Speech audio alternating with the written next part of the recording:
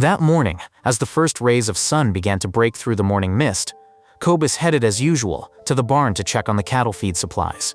But as he approached, he stopped dead in his tracks. A cheetah lay curled up against the barn wall. Its spotted coat, covered in dust and dirt, gleamed dully in the morning light. Blood oozed from a deep wound on his side, and his breathing was heavy and ragged. Cobus froze, his heart pounding. He knew cheetahs weren't often seen so close to human habitation, and this one was clearly in trouble. The animal's golden eyes, wary, followed the farmer's every move. But there was no threat in them, only fatigue and pain. Cobus immediately realized that the cheetah had most likely fallen victim to poachers, who were increasingly frequenting the area, hunting for pelts and trophies. He carefully backed away so as not to spook the animal, and pulled out his phone. Wildlife rescue was the only option, but their base was several hours away. Cobus knew it would be a long wait, and the cheetah looked as if every minute counted. Returning to the house, he gathered everything he could to help. He brought clean water in an old metal bowl, and pulled a piece of raw meat from the refrigerator, the kind he usually used for his dog. Cobus slowly approached the cheetah, trying to move smoothly so as not to startle it. He placed the bowl at a safe distance and spoke quietly, soothingly, as if coaxing an old friend. "Everything will be fine, buddy. We'll get you out." To Cobus's surprise, the cheetah, though tense, reached for the water, lapped it greedily, and then carefully began to eat the meat. Its movements were weak, but there was a spark of life in them. Cobus decided that simply waiting for the veterinarians was not an option. The sun was already rising, and the heat could worsen the animal's condition.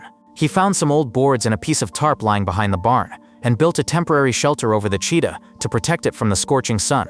All the while, he continued to talk to the cheetah, telling him about his farm, the weather, and the time he once saw a herd of antelope on the horizon. He felt like the animal was listening, or at least his voice was soothing. When the veterinary team finally arrived, they were astonished by what they saw. The wounded cheetah, usually skittish and defensive, lay calmly, allowing Cobus to sit nearby. "You must be a magician," one of the veterinarians joked as they examined the wound.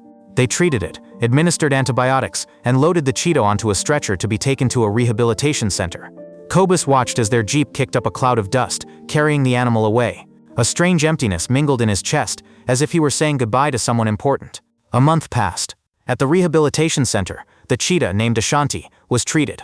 His wound had healed, his fur had regained its shine, and his strength had returned. The veterinarians informed Cobus that Ashanti had been released back into the savannah, into the reserve, where he could live freely. Cobus was happy, but sometimes, looking at the barn, he remembered those golden eyes and wondered how a wild animal had ended up so close to his world. One cool morning, several weeks later, Cobus went out to the barn again. His gaze fell on a familiar spot near the wall, and he froze. There, in the same spot, sat Ashanti. His coat shone in the sun, his eyes clear, his body full of strength.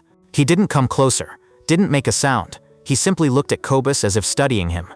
The moment seemed eternity.